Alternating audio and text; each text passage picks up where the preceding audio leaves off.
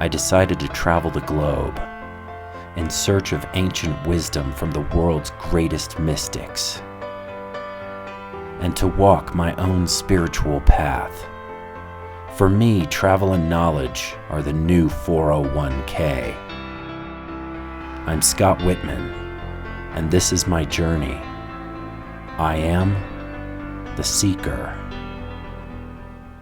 What if you woke up every day with a sense that something was profoundly wrong with your life?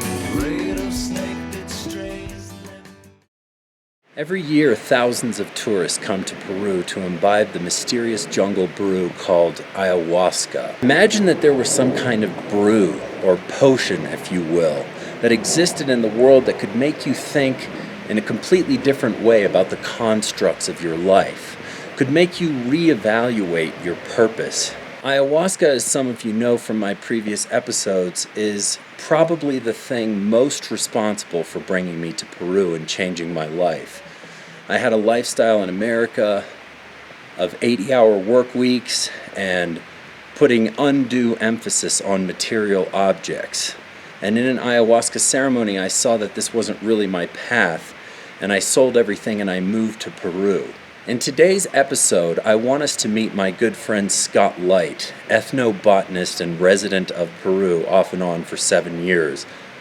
Scott Light has a tremendous amount of knowledge about the ayahuasca vine and what ceremonies can do in terms of changing your life for the better, or possibly for the worse, if you don't take certain precautions. Can ayahuasca be dangerous? Let's meet Scott Light.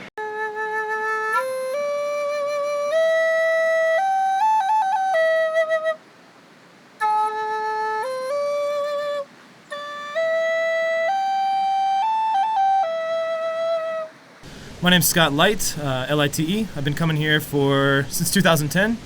I study anthropology and ethnobotany. So anthropology is the study of culture, and ethnobotany is basically the study of plants and people. So I study basically everything from potatoes to ayahuasca and everything in between. What is ayahuasca exactly, and what is an ayahuasca ceremony? The ayahuasca vine contains an MAOI, a monoamine oxidase inhibitor. What that does is it inhibits something in your stomach that prevents the DMT, which is in the chacruna plant, which they add to the brew, from breaking down in your stomach, and it's able to then be absorbed by the body.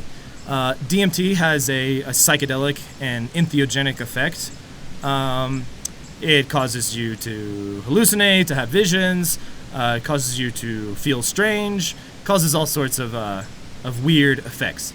Here in Peru, ayahuasca has been used for thousands of years. It's been used by tribes all over the Amazon River Basin. They believe that the usage started probably somewhere in Colombia, probably in northwestern Colombia, and from there it spread. There are some tribes in the Amazon that have only picked up ayahuasca usage in the last 100 years or so. So it's not necessarily extremely ancient everywhere, but it is an ancient practice.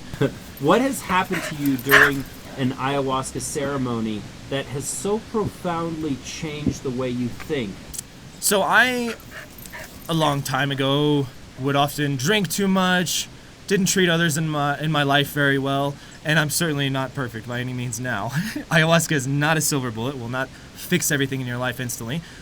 But I gained a lot of lessons from ayahuasca, just showing me basic stuff about how blessed I was and how many people love me, my family, things like that I was really able to bring back and change something in my life. But one interesting specific story I have for you is I was near the Manu National Park area with a curandero. Curandero means one who cures in Spanish. A curandero named Alberto, Don Alberto. He's part Machinga, part Huachapiri, which are two different tribes in the Amazon. And he's my favorite shaman.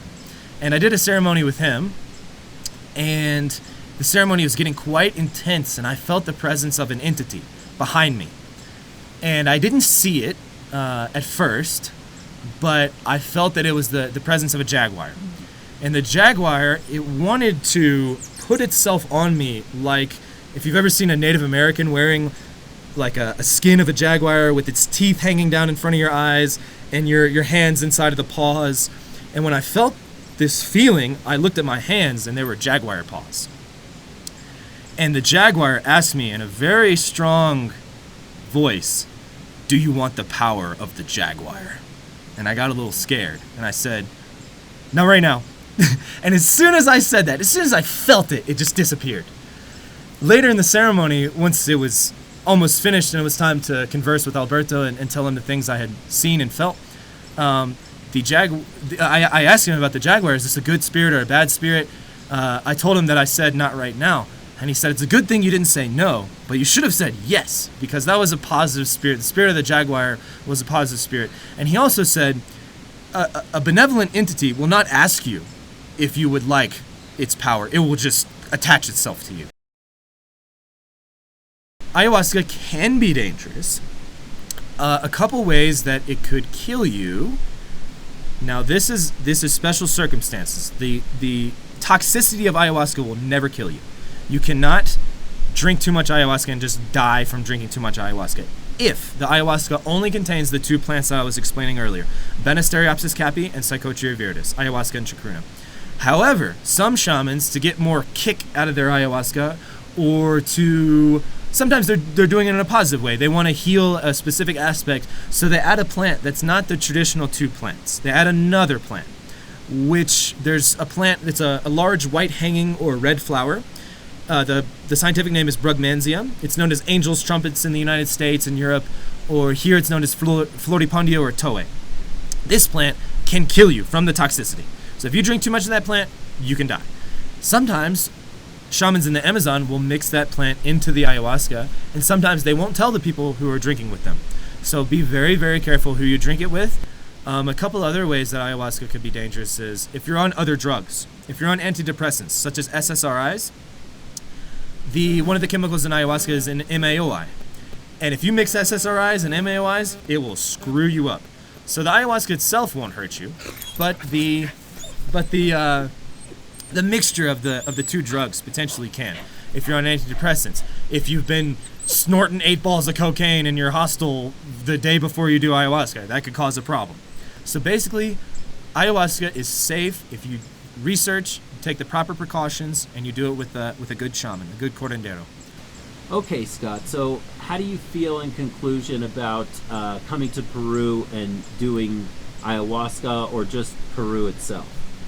Peru, La Pachamama, Mother Earth, saved my life. I was on a very bad path before I came to Peru.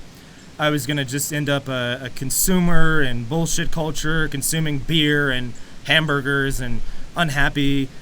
So Peru and plant medicine really saved my life and turned my life around. I would not be who I am today without plant medicine and without my love of nature and of the earth. And it's made me a better person in every way. But it's also told me that I have a duty. I have a sacred duty to the earth to take care of it and protect it. That I have a sacred duty to tell people about these plants so that they may improve their lives as well. In conclusion, you may be asking yourself this: should I go to Peru and pursue an ayahuasca ceremony? Well, that depends. Ayahuasca can bring out a very dark side of your mind. All knowledge comes at some kind of cost, so just keep that in mind. But please come visit Peru, one of the most beautiful countries I've ever seen, absolutely filled with magic and mystery. And don't forget one last thing. Believe in yourself. I believe in you.